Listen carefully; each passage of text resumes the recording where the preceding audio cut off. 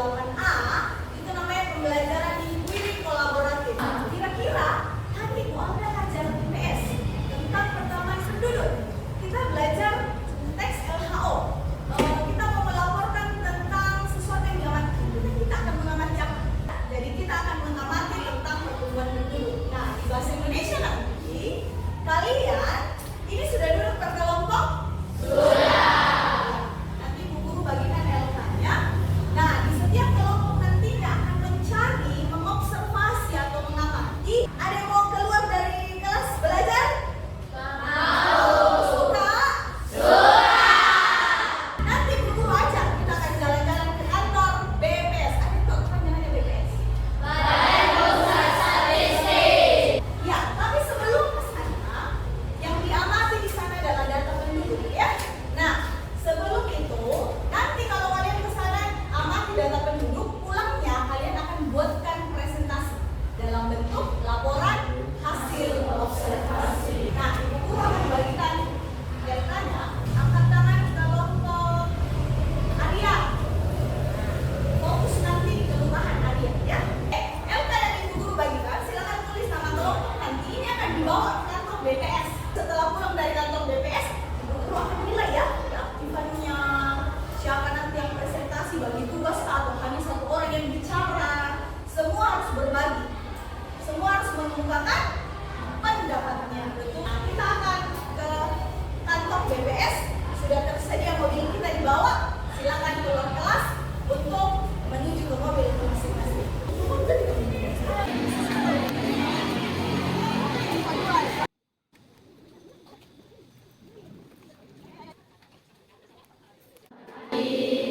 Yang terhormat Bapak Kepala BPS Kabupaten Toraja.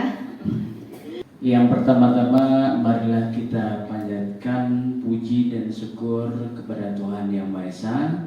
Ya, yang terhormat pimpinan Badan Pusat Statistik Kabupaten Tanah Toraja, yang kami hormati Bapak Ibu staf pegawai Badan Pusat Statistik Kabupaten Tanah Toraja, dan yang kami banggakan dan kasih anak-anak dari SMP Kristen Makale.